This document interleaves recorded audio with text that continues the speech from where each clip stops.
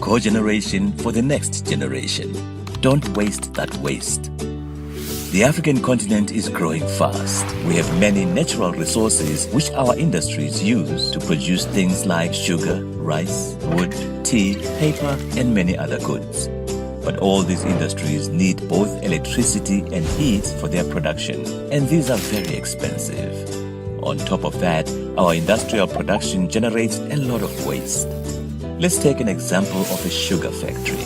In this factory, the sugarcane gets crushed to obtain sugar juice. For that, the factory needs electricity. The sugar juice needs to be boiled to remove the water to produce sugar. For that, the factory needs heat. At the end of the month, the factory has to pay for both electricity and heat, and it is left with a lot of sugarcane waste. But wait, there's a way to make things better.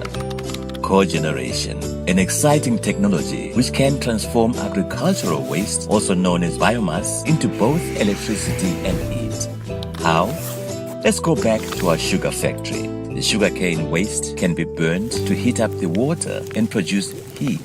The heat generates steam which moves a turbine, and that movement generates electricity. The factory doesn't have to pay for electricity or fuel to heat the sugar juice, as it uses its own agricultural waste. And it may even be possible for the factory to produce more electricity than it needs and to power the homes of its workers.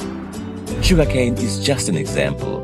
Cogeneration can work with many different waste materials such as straw, rice husks, wood chips, tea waste, and so on.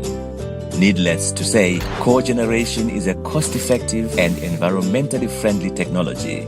It reduces pollution by using already available resources to bring electricity to our industries and to our rural communities, and it can create more job opportunities for local people too.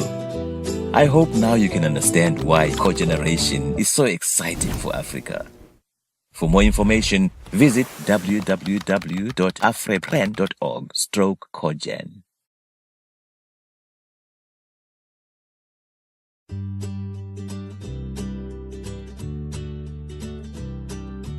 This section of the video will focus on the Cogen for Africa project, outline its key objectives, activities, output, and major impact in the region.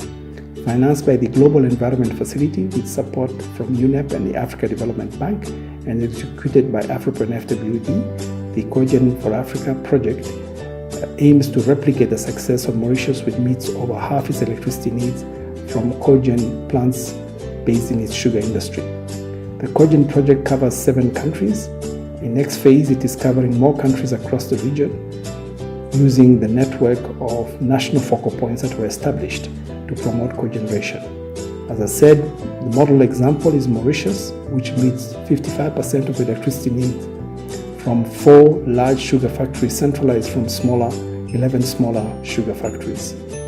Agro-industries present a huge opportunity for cogen development and provides a large number of jobs, as well as support a large number of our growers.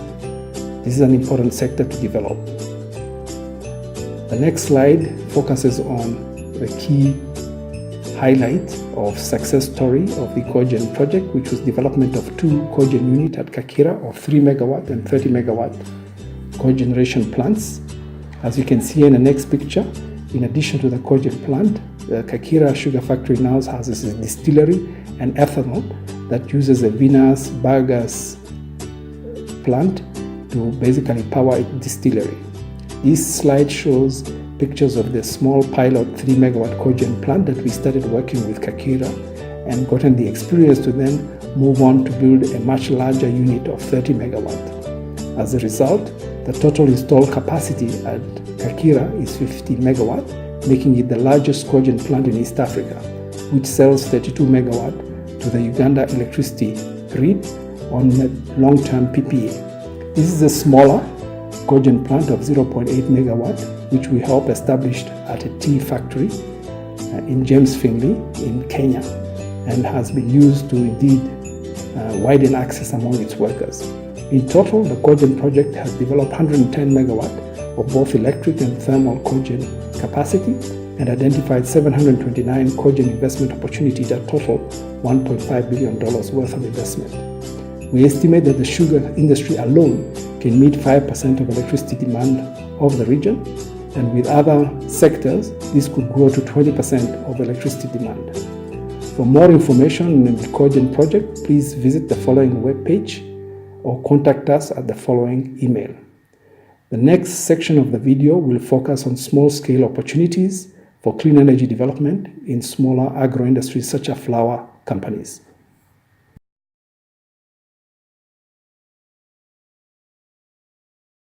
Have you ever bought flowers from the market?